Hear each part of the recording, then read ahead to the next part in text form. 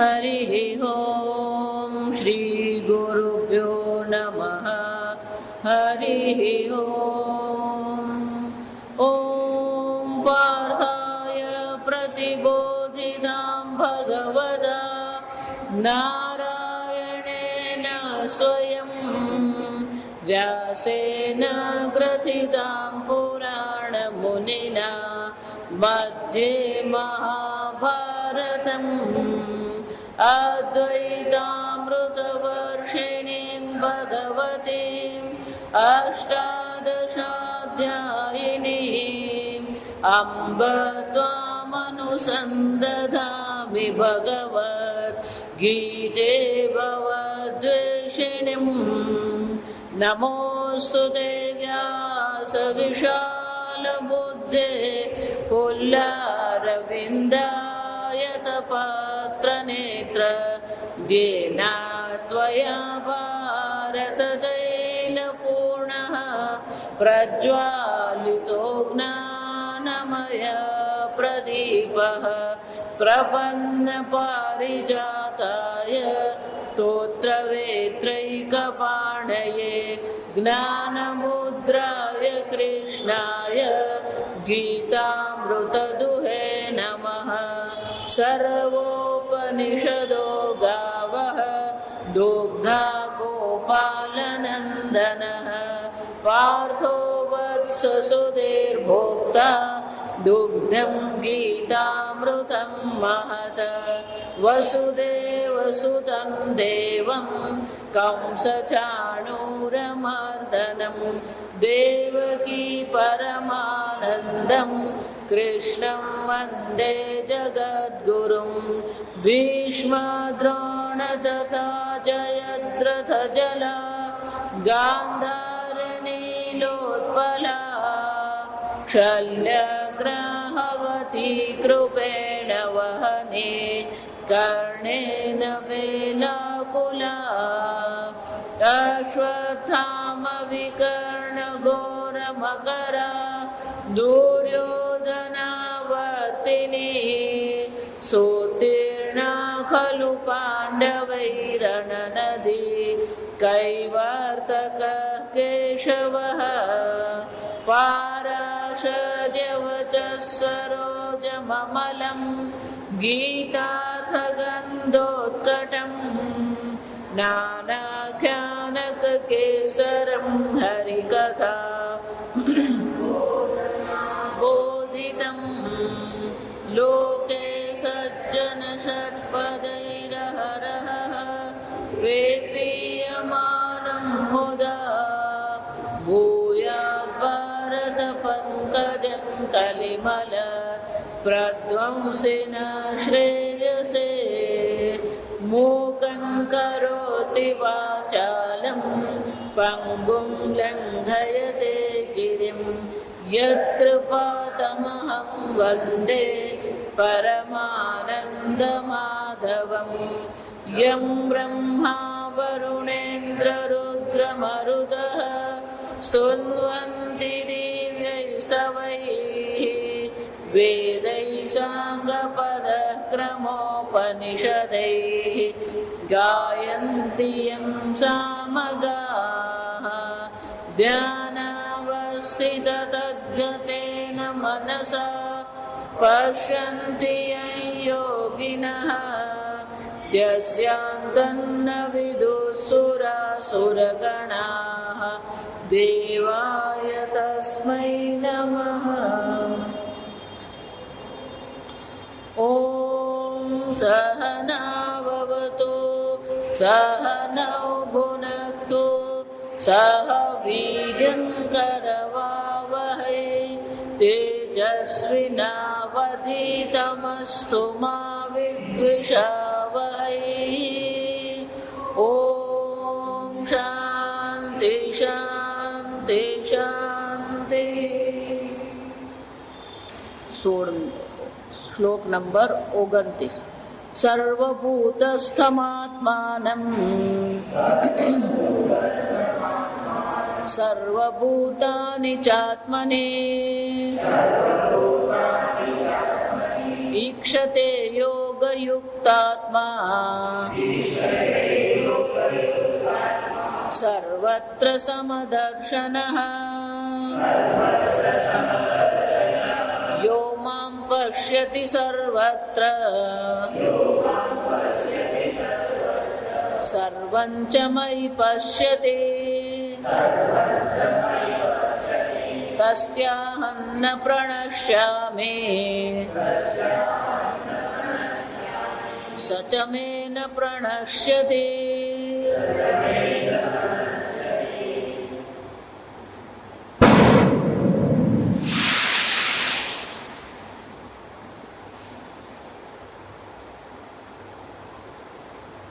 सर्वभूतस्थमात्मानं सर्वभूतानि च आत्मने।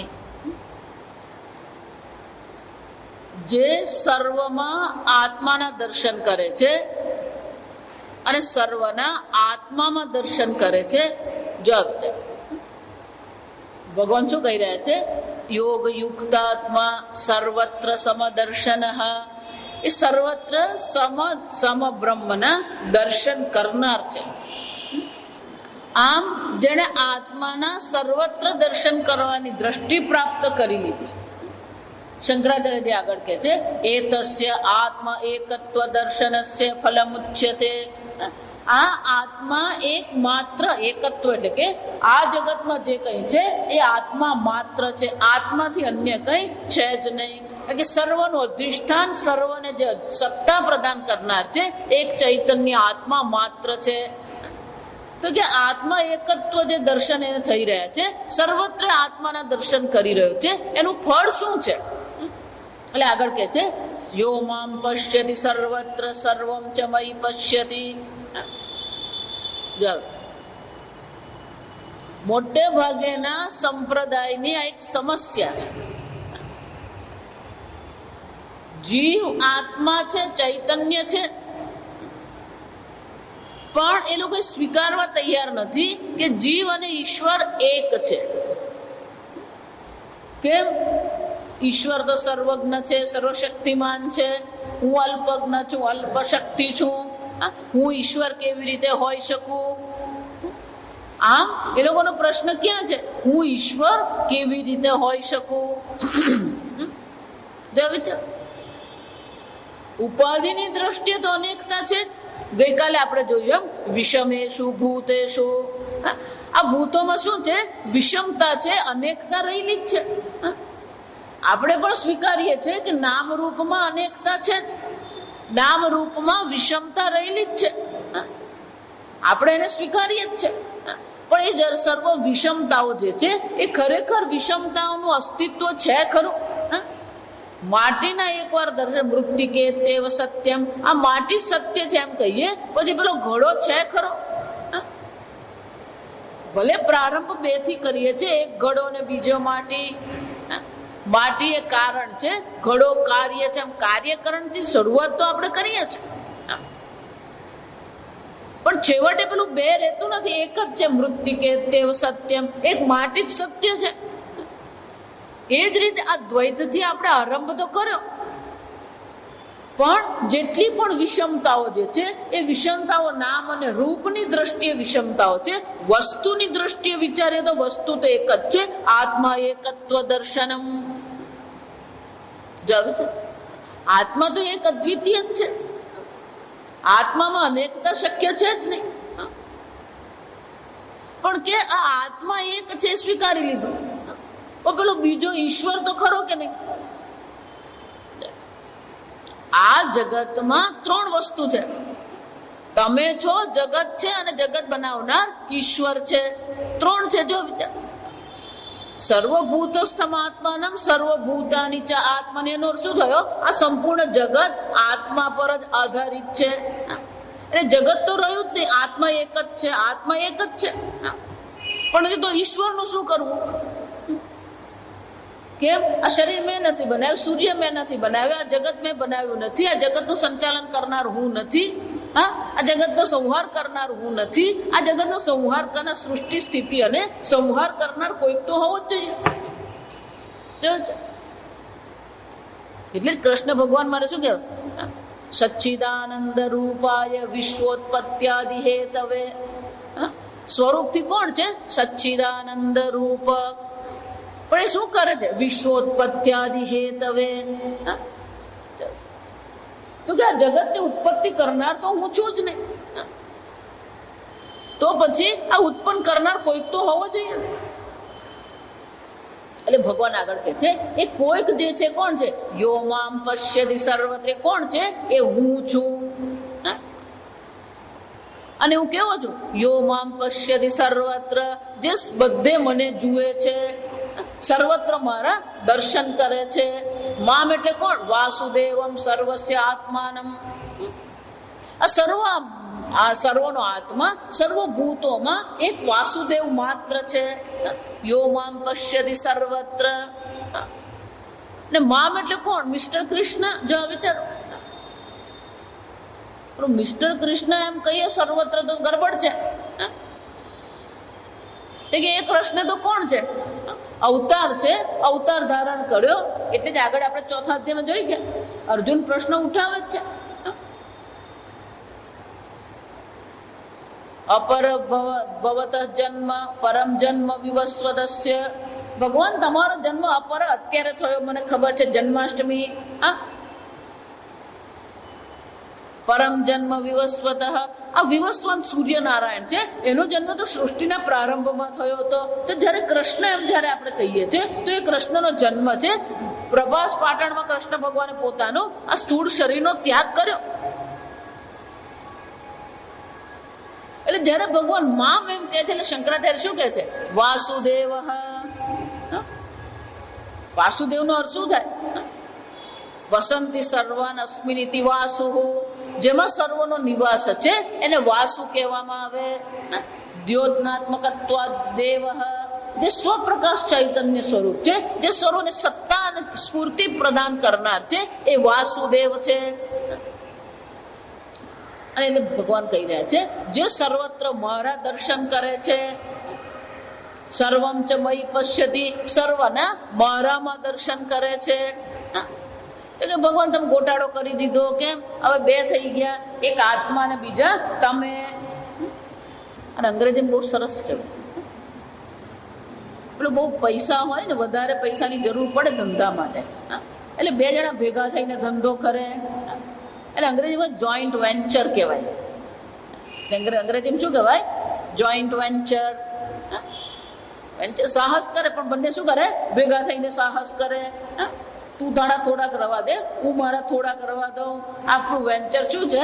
આ ધંધો શરૂ કરો ને, પડી ભાંગો તો ચિંતા નહીં, એકાદ વર્ષ તો કાઢી લેવાય. જાઓ.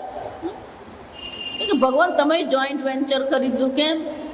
આત્મા સર્વમાં છે, સર્વ આત્મામાં છે. હવે શું કીધું? તમે સર્વમાં છો, સર્વ તમારામાં છે. તો બે થઈ ગયા ને, એક તમે ને બીજો આત્મા.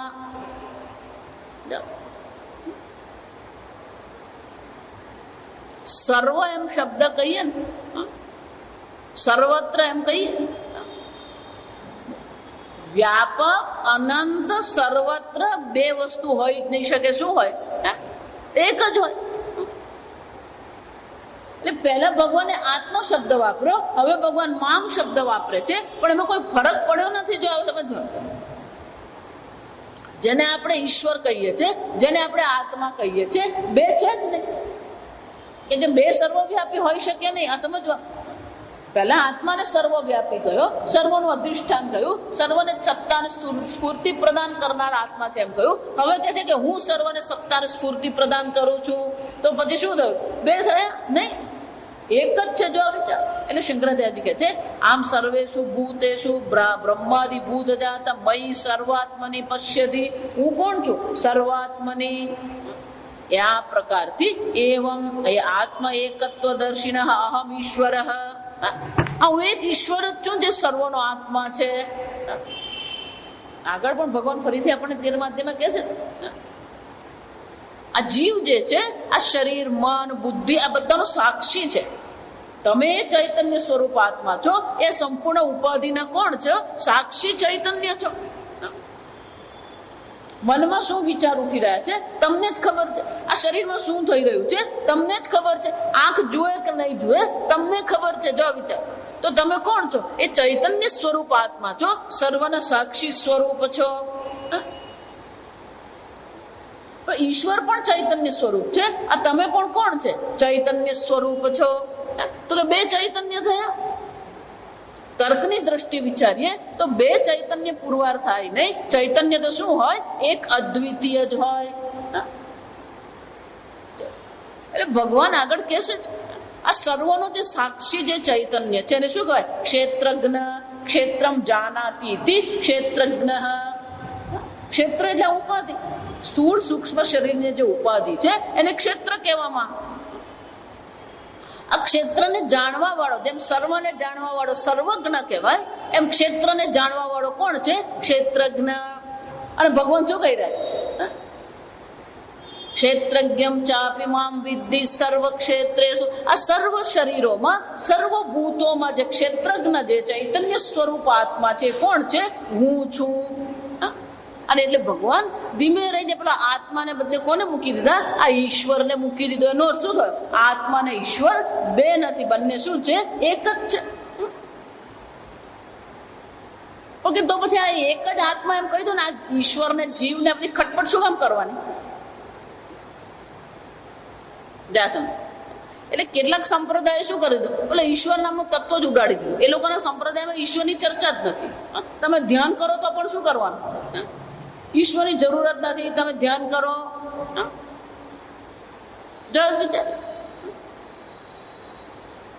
પણ એક સીધો નિયમ છે મનુષ્ય માટે. આ એક સીધો નિયમ છે. એને ઈશ્વર વગર ચાલતું નથી.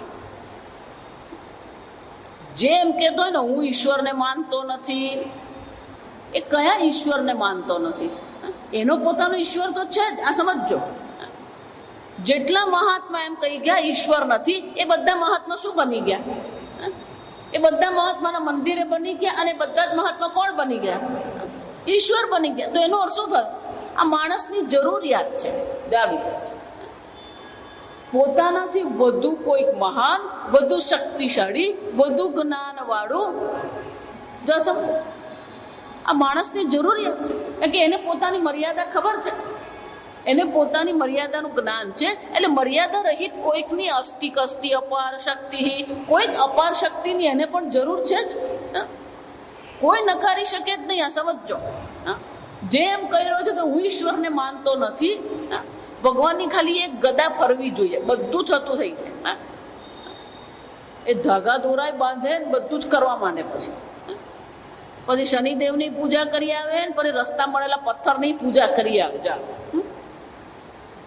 જ્યાં સુધી બધું અનુકૂળ હોય ને ત્યારે કહી શકે શું છે? ઈશ્વર જેવી કોઈ વસ્તુ જ નથી. તમે ગમે એટલું ઈશ્વરને નકારવાનો પ્રયત્ન કરો, પણ ઈશ્વરને તમે નકારી શકો એવી શક્યતા છે જ નહીં.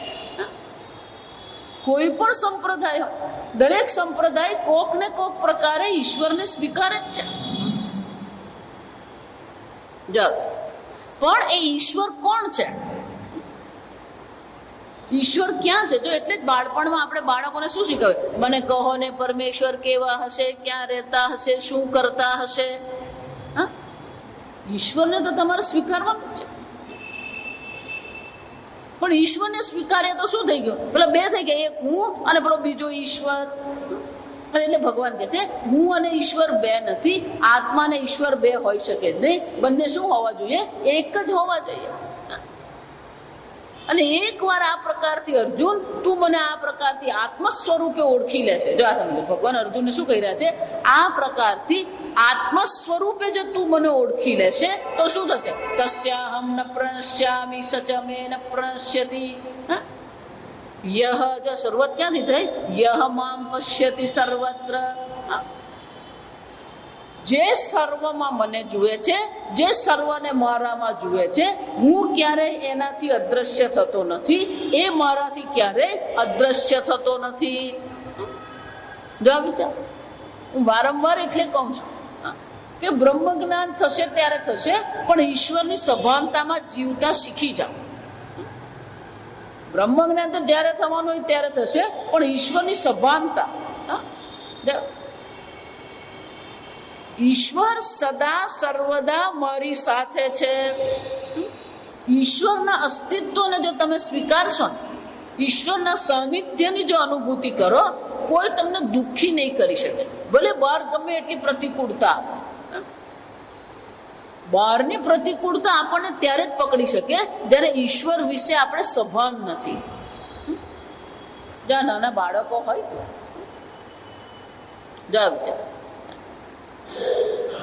બહુ સરસ એ લોકો દ્રષ્ટાંત આપે કે પેલા પિતાજી બાળકને ઉછાળે હવામાં,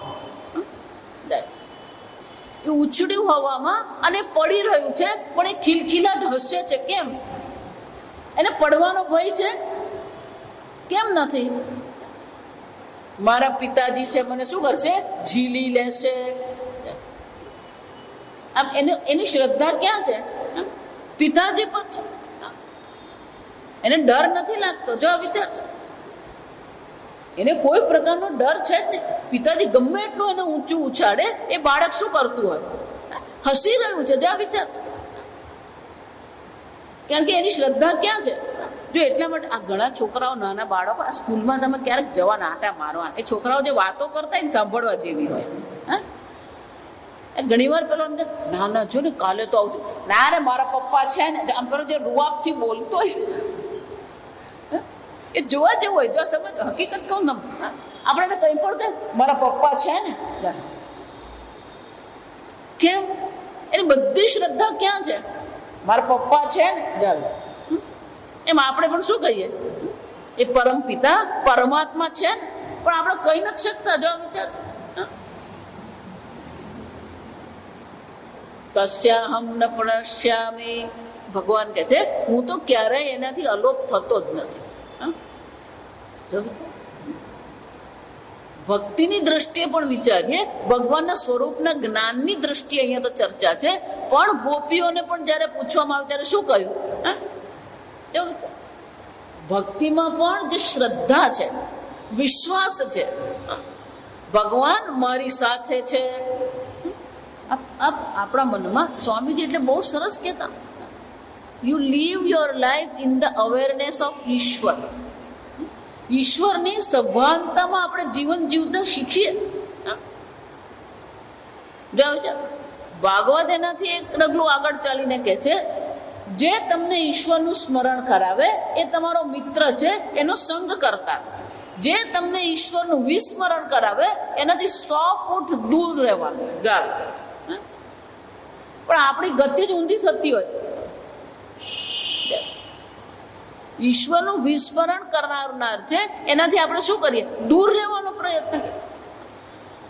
જે ઈશ્વરને આપણે યાદ કરાવે, જો એટલા માટે જ રોજ મંદિરે જવું, રોજ દીવા કરવા, આ શાના માટે છે? આ બધી વસ્તુ શું કરે છે? આપણે પેલું ઈશ્વરનું સ્મરણ કરાવે છે. રોજ સત્સંગ કરીએ, રોજ પાઠ કરીએ, રોજ પૂજા કરીએ. એટલે વારંવાર રિટાયર થયા પછી નિયમ બનાવવાનો, રોજ મંદિરે, તમારા ગામમાં ને તમારા શહેરમાં જે મંદિર હોય રોજ શું કરવાનું? રોજ મંદિરે જાઓ નિયમથી.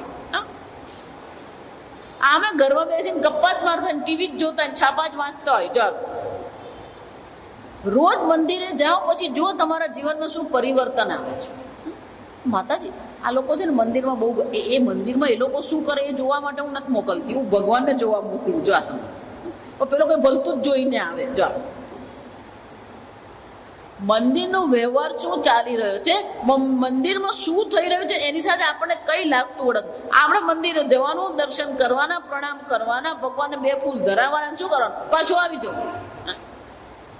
એનું સંચાલન કરવાની આપણી કોઈ જવાબદારી છે જ નહીં.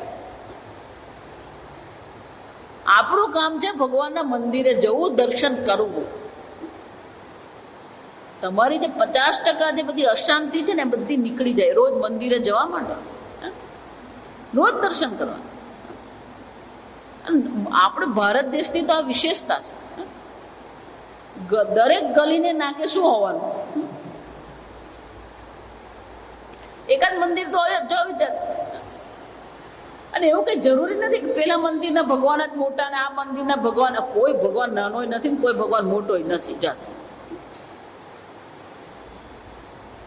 આપણે ભગવાન માટે લડાઈ જ કરતા ફરીએ.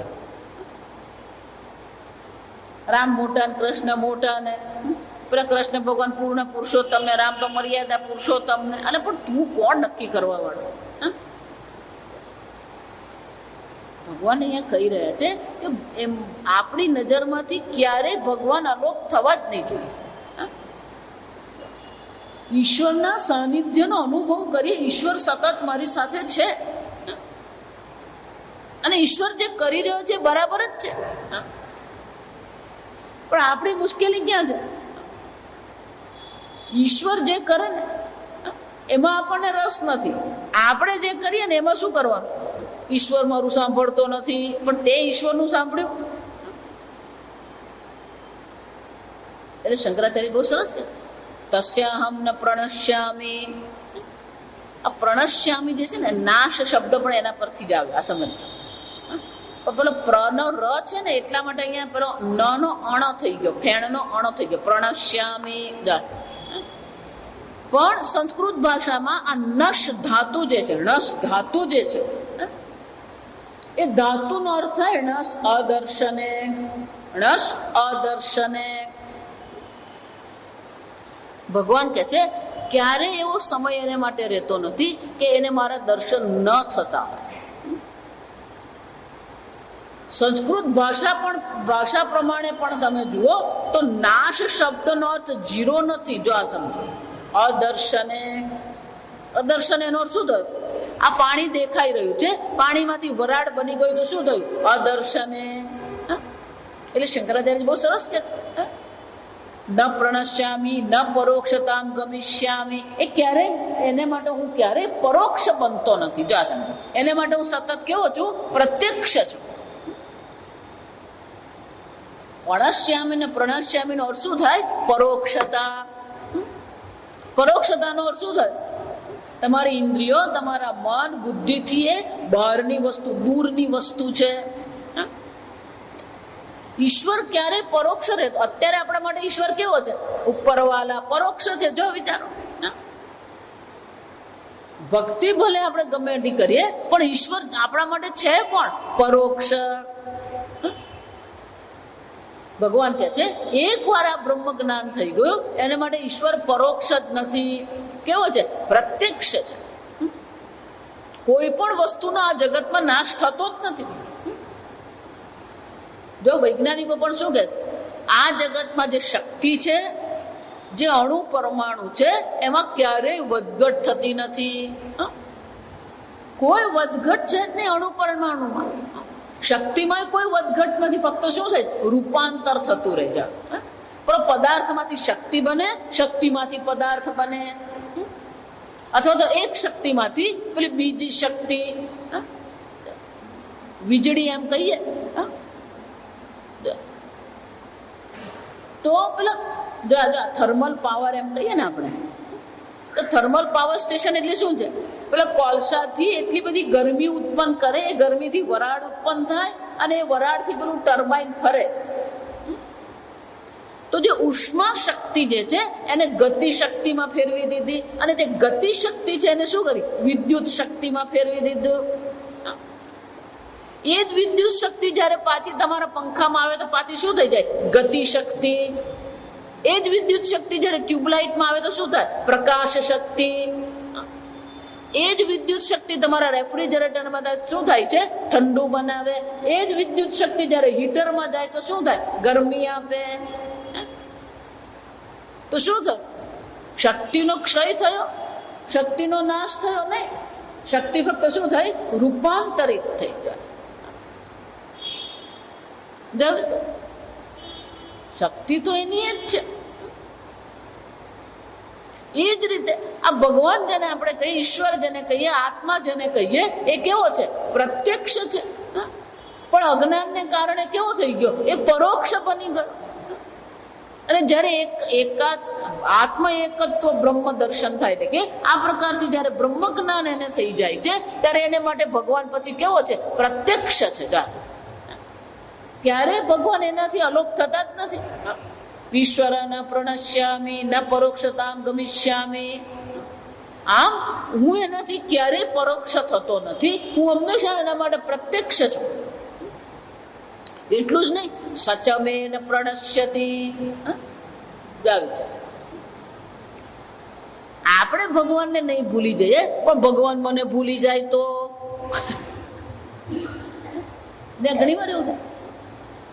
આપણે ઘણા મોટા મોટા માણસોને મળ્યા હોય ને, આપણે બરાબર યાદ હોય કે હું એને મળ્યો તો, પણ આપણે જયારે એને મળવા જઈએ ત્યારે એ શું થયું હોય એ આપણે ભૂલી ગયા, આપણે યાદ નહીં હોય. એટલે આપણે યાદ કરાવવું પડે. પેલો વલસાડમાં મહાશિવરાત્રી પૂજામાં આપણે મળેલા, ઓહો હા હા હા, ઓહો હા હા જશે પછી એમ ભગવાનને શું કરાવવું પડે? ઓહો હો આ હા. ભગવાનને ઓહો હા હા કરાવવાનું જ જશે બધા.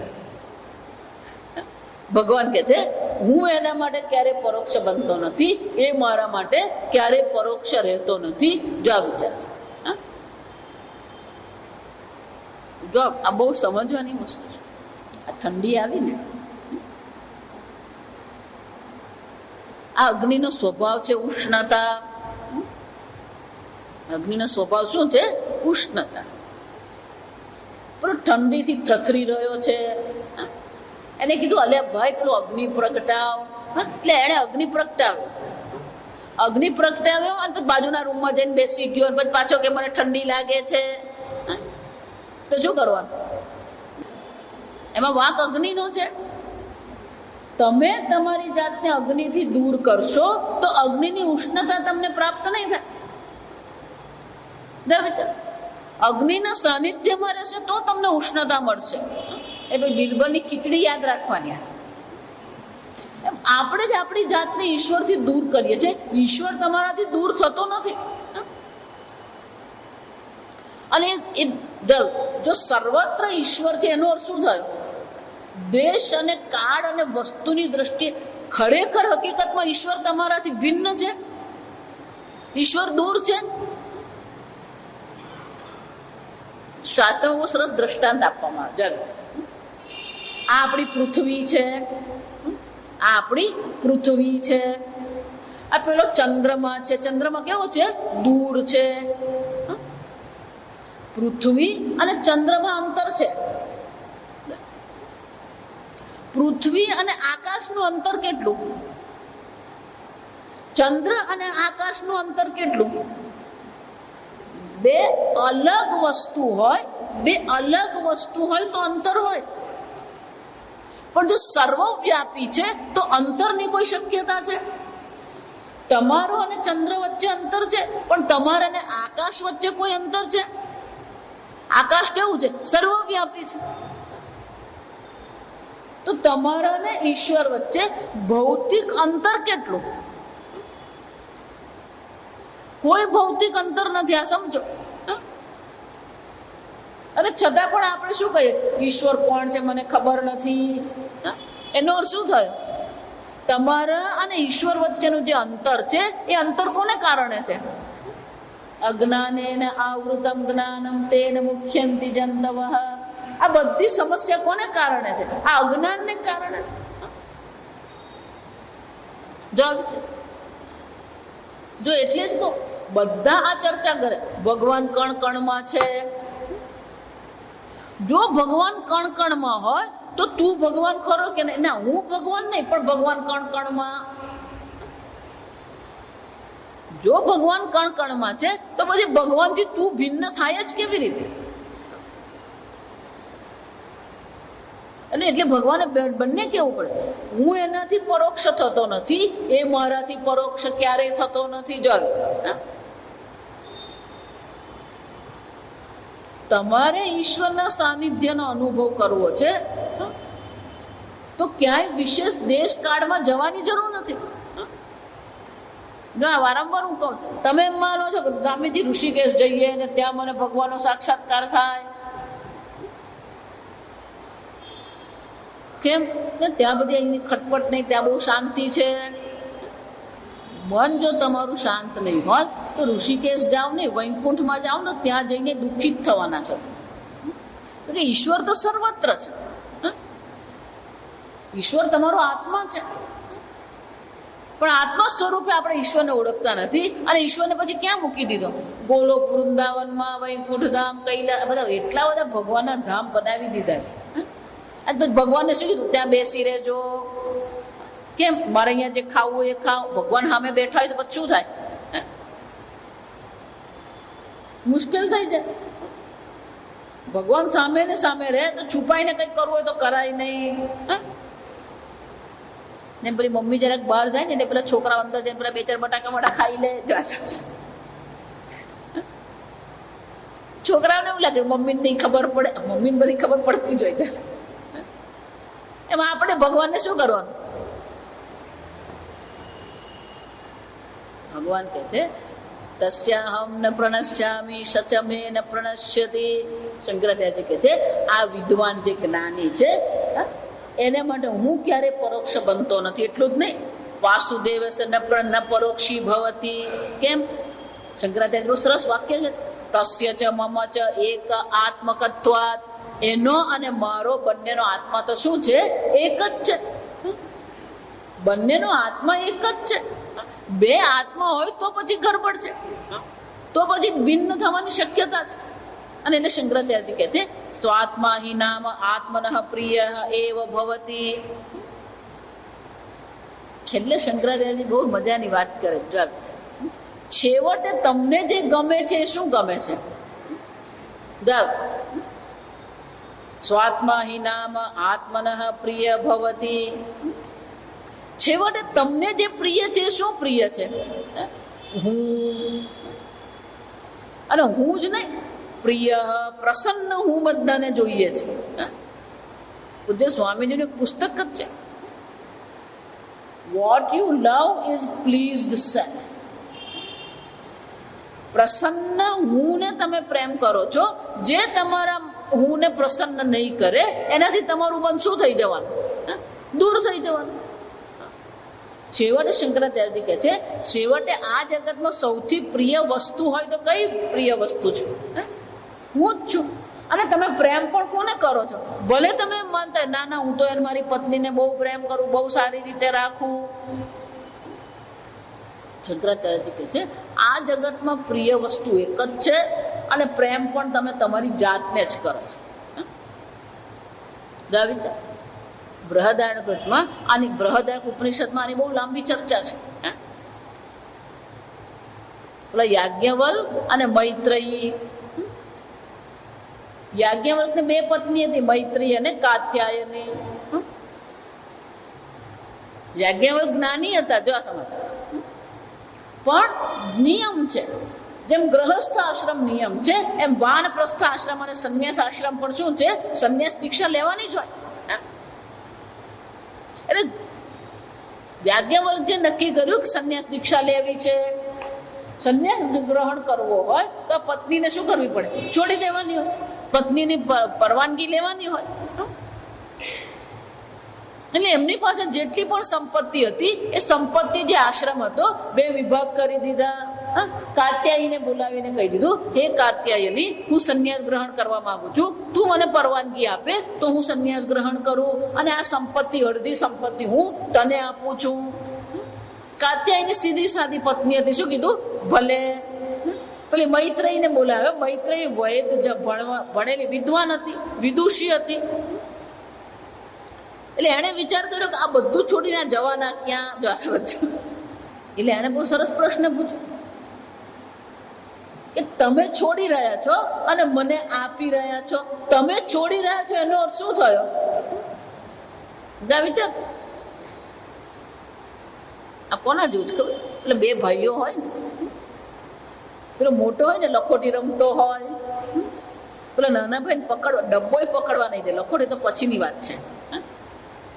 પેલા કોઈ રમકડા આપે નહીં, પણ જ્યાં એને પપ્પા સાયકલ લઈ આપે એટલે શું થઈ જાય?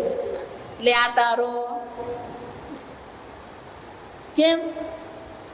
લખોટી કરતા કંઈક વિશેષ મળ્યું, સાયકલ મળી, બહાર રખડવાનું મળ્યું, એટલે લખોટી શું થઈ ગઈ? જો આ વિચારજો, લખોટીનો ત્યાગ કર્યો કે લખોટી છૂટી ગઈ? છૂટી ગઈ. કેમ? પેલી સાયકલ મળી ગઈ. એ મૈત્રેયી કે છે તમે આ સંપત્તિનો ત્યાગ કરી રહ્યા છો તો એનો અર્થ શું થયો? આ સંપત્તિથી વિશેષ કંઈક તમને મળ્યું હોવું જોઈએ, અથવા એવું કંઈક વિશેષ મળવાની શક્યતા તમને છે, એટલે તમે આ સંપત્તિ છોડી રહ્યા છો. મને તો તમે અડધી આપી રહ્યા છો, તમે તો આખી જ છોડી રહ્યા છો. જા સમજો, યાજ્ઞવલ્ક અડધી નથી છોડતા. યાજ્ઞવલ્ક તો શું કરી રહ્યા છે? સંપૂર્ણ સંપત્તિ છોડી રહ્યા. જો વિચારજો, એટલે મૈત્રેય બહુ બુદ્ધિશાળી હતી, વિદુષી હતી. એટલે એને વિચાર કર્યો કે આટલી મોટી સંપત્તિ છોડી રહ્યા છે, તો એનો અર્થ શું થયો? આ સંપત્તિથી કંઈક વિશેષ એમને શું છે? જો આપણે તો આવું વિચાર જ નહીં કરીએ, આપી દે બાબુ, લાવ ભાઈ લાવ. એટલે મૈત્રીએ પ્રશ્ન પૂછ્યો. જો એનો પ્રશ્ન જુઓ તમે, તમે જેને માટે આ સંપત્તિ છોડી રહ્યા છો એ મને આ સંપત્તિથી મળશે ખરું? પ્રશ્ન જુઓ, આને કહેવાય પ્રશ્ન. જેને માટે તમે આ સંપત્તિ છોડી રહ્યા છો, મને ખબર છે તમે છોડી રહ્યા છો, તમે જ્ઞાની છો, વિદ્વાન છો, એટલે તમે અમસ્તુ તો છોડવાના છો જ નહીં. તો તમે જેને માટે છોડી રહ્યા છો એ મને મળશે કે નહીં? અને યાજ્ઞવલ્ક્ય પ્રમાણિક પતિ હતા.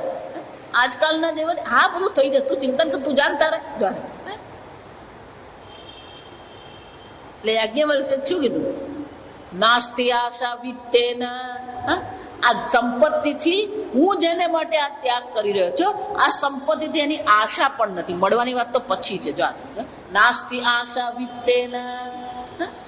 એટલે ત્યારે પછી મૈત્રીએ પૂછ્યું તો કે જેને માટે તમે છોડી રહ્યા છો ને એ તમે મને આપો. આ સંપત્તિ મારે નથી જોઈતી. તો કે તમે શોને માટે છોડી રહ્યા છો?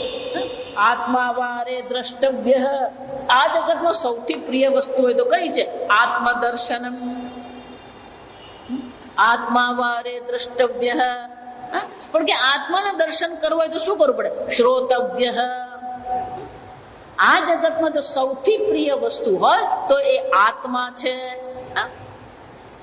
શંકરાચાર્ય એ જ કહી રહ્યા, સ્વાત્મા હિ નામ આત્મનઃ પ્રિય એવ ભવતી. સૌથી પ્રિય વસ્તુ જો આ જગતમાં તમારી હોય તો તમારો આત્મા છે. પણ એ આત્માના દર્શન કરવા હોય તો શું કરવું પડે? શ્રોતવ્ય. શ્રવણ કરવું પડે. શ્રવણ કર્યા પછી નહીં સમજાયું, મંતવ્ય. એના પર શું કરવાનું? મનન કરવાનું. મનન કર્યા પછી પણ નથી જતું, નિધિધ્યાસિતવ્ય. કે કેમ? એટલે યાજ્ઞવલ્ક મુનિ આખી લાંબી યાદી આપે છે. નત્તુ વિત્તસ્ય કામાય વિત્તમ પ્રિયમ ભવતી. આ સંપત્તિ માટે પ્રિય નથી. આત્મનસ્તુ કામાય વિત્તમ પ્રિયમ ભવતી. આ સંપત્તિ માટે પ્રિય નથી. સંપત્તિ કોના માટે પ્રિય છે? જો એ મને સુખી કરનાર હોય, મને પ્રસન્ન કરનાર હોય તો પછી એ મને પ્રિય છે. નતુ પત્યુ કામાય પતિમ પ્રિયમ ભવતી. આ પતિ પણ પતિ પ્રિય છે, પતિ માટે નહીં. આત્મનસ્તુ કામાય પતિમ પ્રિયમ ભવતી. પછી કે છે નતુ જાયાયાહ કામમ જાયા પ્રિયા ભવતી. જાયા એટલે પત્ની. આ પત્ની માટે પ્રિય નથી. પત્ની કોના માટે પ્રિય છે? આત્મનસ્તુ કામાય પત્નીમ પ્રિયમ ભવતી. આ મારા માટે જ છે. આખું લાંબુ 35-40 નું લિસ્ટ આપે. આ તમારા જીવનમાં જેટલી પણ વસ્તુઓ છે, જેટલા પણ સંબંધો છે, જેટલા પણ વિષયો છે, એ બધા વિષયોને યાજ્ઞવલ્ક મુનિ અહીંયા વણી લે છે. અને પછી છેલ્લે કે છે નતુ સર્વસ્ય કામાય સર્વમ પ્રિયમ ભવતી. આ જગતમાં જેટલી પણ વસ્તુઓ પ્રિય છે એ સર્વ વસ્તુ માટે પ્રિય નથી. પણ શું છે? આત્મનસ્તુ કામાય સર્વમ પ્રિયમ ભવતી. છેવટે તમે જે પ્રેમ કરો છો એ તમારા આત્માને તમે પ્રેમ કરો છો. પણ મુશ્કેલી શું છે? આ વિષયોમાં એટલા બધા મોહિત થઈને બેઠા છે કે જે તમારો આત્મા માટેનો જે પ્રેમ છે એ આત્માનો પ્રેમ શું થઈ ગયો? અજ્ઞાનેન આવૃતમ. આનંદ સચ્ચિદાનંદ સ્વરૂપ આત્માને ઓળખતા નથી. એટલે આ બહારની બધી વસ્તુઓને શું કરતા રહો છો? આપણી બધાની હાલત પેલું માણસનું ગરમ લોહી ચાખી ગયેલા વાઘ જેવી હાલત છે. જો વિચાર, એક વાર એને માણસ ખાવ પછી કહેવામાં આવે. આ વાઘ છે, ચિત્તો છે, દીપડા છે, એક વાર પેલું માણસનું માંસ ખાઈ લે પછી એ શું બની જાય? માણસ ખાવ થઈ જાય. જો વિચાર, એમ આપણી પણ હાલત શું છે? નિદ્રામાં જે આનંદની અનુભૂતિ કરી, જ્યાં દેશ નથી, કાળ નથી, વસ્તુ નથી, વિષય નથી, કંઈ જ નથી, નિદ્રામાં જે આનંદનો અનુભવ કર્યો એ જ આનંદ આપણે શું કરતા રહીએ છીએ? આ જગતમાં શોધતા ફરીએ છીએ. બહાર શોધીએ છીએ પણ બહાર શોધવાનું છે જ નહીં. એ આનંદ તો શું છે? તમારું સ્વરૂપ છે. અને એટલે ભગવાન કે છે એક વાર મને આત્મા સ્વરૂપે જેને ઓળખી લીધો, પછી એને માટે હું ક્યારે પરોક્ષ બનતો નથી, એ મારા માટે ક્યારે પરોક્ષ બનતો નથી. કેમ? કારણ કે આત્માથી પ્રિય આ જગતમાં બીજી કોઈ વસ્તુ છે જ નહીં. યસ્માત ચ અહં ચ એવ સર્વાત્મા એકત્વદર્શી. અને એટલા માટે આ સર્વાત્મ ભાવની એને પ્રાપ્તિ થઈ જાય છે. સર્વાત્મા કે સર્વત્ર એ પોતાના જ દર્શન કરી રહ્યો છે. અન્યથી બીજું કઈ છે જ નહીં. આત્માથી બીજી કોઈ વસ્તુ છે જ નહીં. જો સમજો, આ જગતમાં જેટલી પણ વસ્તુ, ઈશાવાસ્ય ઇદગમ સર્વમ અખિલ બ્રહ્માંડમાં એક તું શ્રી હરિ. અને એટલે ભગવાન કહે છે એક વાર પોતાના દર્શન કરી લીધા, પોતાને આ સર્વત્ર દર્શન કરી લીધા, પછી એને શું કરો? જો એટલે હું હંમેશા કહું, વેદાંત એટલે ખુલ્લી આંખનું ધ્યાન છે. આ સમજ, જેને સર્વત્ર આત્માના દર્શન થતા હોય પછી એને આંખ મીચવાની જરૂર નથી. આંખ મીચે તો જ આત્માના દર્શન થાય એમ નથી. પવન તું, પાણી તું, ભૂમિ તું, ભૂધરા, પછી બધી જ વસ્તુ શું છે? આત્મા માત્ર છે. અને એટલે કે છે આ આત્મા સ્વરૂપ જે ઈશ્વર છે એ પણ ક્યારેય એના માટે પરોક્ષ રહેતો નથી. સ્વરૂપ જ થઈ ગયો.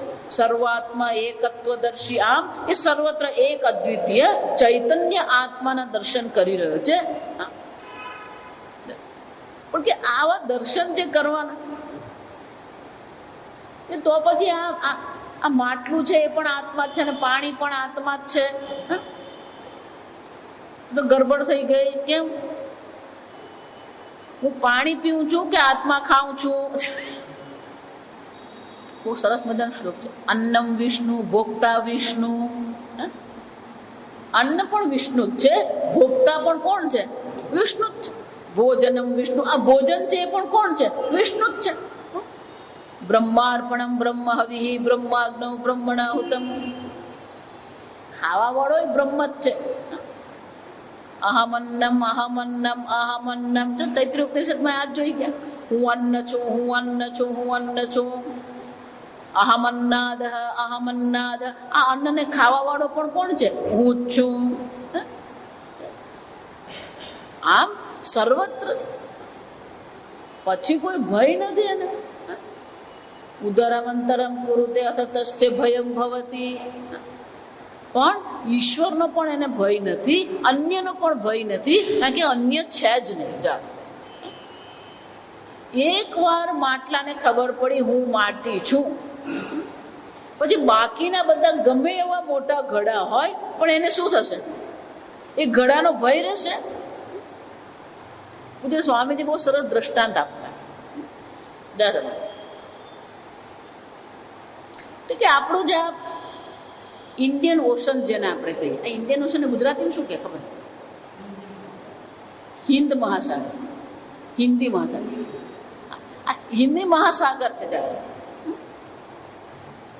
આ હિન્દ મહાસાગર જે છે એમાં પેલું એક નાનું તરંગ હતું. એ તરંગ બહુ મસ્તીથી રહેતું હતું, ક્યારે દુઃખી થાય જ નહીં. એ તરંગ મસ્તીથી રહે. પછી પેલું પેસિફિક ઓશન માંથી એક મોજું આવ્યું. એને જોયું કે આ મોજું તો શું છે, આ તરંગ શું છે? મસ્તીમાં રહેવા વાળું છે. એટલે પેલા પૂછ્યું, એટલે ભાઈ તું આવડા મોટા મોટા મોજા આવે છે ને આટલી બધી ગરબડ થાય, તને ડર નથી લાગતો? કેમ તું મસ્તીમાં, આપણું નાનું છે તોય તું કેમ મસ્તીમાં રહે છે? કે ના, મને તો કોઈનો ભય જ નથી. પેલો કે કેમ ભય નથી? કારણ કે અહીંયા જે કઈ છે બધું હું જ છું. હું જળ સ્વરૂપ છું અને આ જગતમાં જે કઈ છે બધી વસ્તુ પણ શું છે? જળ સ્વરૂપ જ છે. એટલે ધીમેરીન સ્વામીજી કે એ જ્ઞાની તરંગ હતું. પેલું પેસિફિક ઓશન માંથી આવેલું શું હતું? પેલું અજ્ઞાની તરંગ હતું. આ નાનું અમસ્તું તરંગ હતું પણ એ મસ્તીમાં રહેતું હતું. કેમ? આત્મની એવ આત્મના તુષ્ટ. એટલે પેલા પેસિફિક ઓશન ના તરંગે પૂછ્યું કે ભાઈ પણ આ તારા આનંદ નું રહસ્ય શું છે? મેં મારી જાતને જળ સ્વરૂપ જાણી લીધું એટલે હું આનંદમાં રહું છું. તું પણ તારી જાતને શું કરી લે? જળ સ્વરૂપ જાણી લે તો તને દુઃખી થવાનું નહીં આવે. પણ ના ના, હું થોડો જળ હોઉં, હું થોડો સમુદ્ર હોઉં, હું તો કોણ છું? તરંગ છું, હું સમુદ્ર નથી. તો કે ના, તું સમુદ્ર છે. અહીંયા પણ ઈ જ છે ચર્ચા. સમજ, હું ઈશ્વર કેવી રીતે? એટલે પેલા નાના તરંગે કેવું પડ્યું, આ તું સમુદ્ર કેવી રીતે છે? એને માટે મારે તને વેદાંત ભણાવવું પડે. સમુદ્ર કહીએ તો પણ જળ છે, જળ વિના કોઈ સમુદ્ર નથી. આ વિચારો. પાણી જ નહીં હોય તો સમુદ્ર છે. અને તરંગ પણ કોને કારણે છે? પાણી વગરનું તરંગ હોય, આ પાણી વગરનો માણસ હોય. જા સમજો.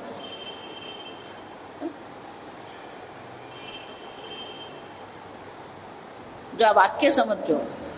તરંગ જળ છે, સમુદ્ર જળ છે. બરાબર?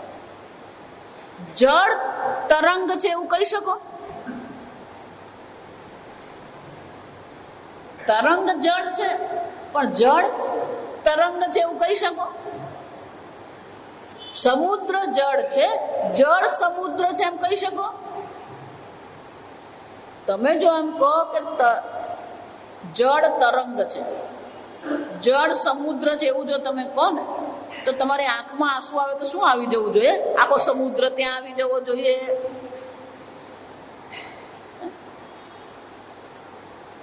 માટલામાં પાણી ભરો તો ત્યાં કોણ આવી જાય? સમુદ્ર આવી જાય. સમુદ્ર જળ છે એટલે કે સમુદ્રનું અસ્તિત્વ જળને કારણે છે, પણ જળનું અસ્તિત્વ સમુદ્ર પર આધારિત નથી. તરંગનું અસ્તિત્વ જળને કારણે છે, પણ જળ સમુદ્રને તરંગને કારણે નથી. આમ તું પણ તારી જાતને સમુદ્ર, જળ સ્વરૂપ સમુદ્ર સમજી લે તો પછી તને પણ શું છે? કોઈનો ભય રહેશે નહીં. એમ આપણે પણ શું કરવાનું? એ સચ્ચિદાનંદ સ્વરૂપ બ્રહ્મ એકવાર પોતાને ઓળખી લીધા. સર્વાત્મા એકત્વદર્શી અહમેવ. સર્વત્ર એક અદ્વિતીય આત્માના જેને દર્શન થઈ રહ્યા છે, એને પછી કોઈ ભય નથી, એને કશું ગુમાવવાનું નથી.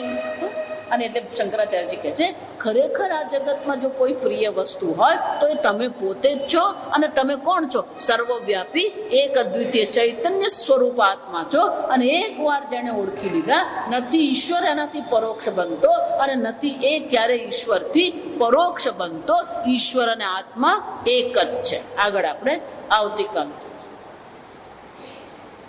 ઓમ સ્વસ્તિ પ્રજાભ્યઃ પરિપાલયન્તાં ન્યાયેન માર્ગેણ મહિં મહિષાઃ ગોબ્રાહ્મણેભ્યઃ શુભમસ્તુ નિત્યં લોકાઃ સમસ્તા સુખિનો ભવન્તુ કાલે વર્ષતુ પર્જન્યઃ પૃથ્વી સસ્યશાલિની દેશોऽયં ક્ષોભરહિતઃ બ્રાહ્મણા સन्तુ નિર્ભયાઃ ઓમ સર્વેષાં સ્વસ્તિર્ભવતુ સર્વેષાં શાન્તિર્ભવતુ સર્વેષાં પૂર્ણં ભવતુ સર્વેષાં મંગલં ભવતુ સર્વે ભવन्तુ સુખિનઃ સર્વે સन्तુ નિરામયાઃ સર્વે ભદ્રાણિ પશ્યन्तુ મા કશ્ચિદ દુઃખભાગ ભવેत् અસતો મા સદ્ગમય તમસો મા જ્યોતિર્ગમય મૃત્યોર્મા અમૃતંગમય. ઓમ પૂર્ણમદ પૂર્ણમિદં પૂર્ણાત પૂર્ણમુદચ્યતે પૂર્ણસ્ય પૂર્ણ પૂર્ણમાદાય પૂર્ણમેવાવશિષ્યતે. ઓમ શાંતિ.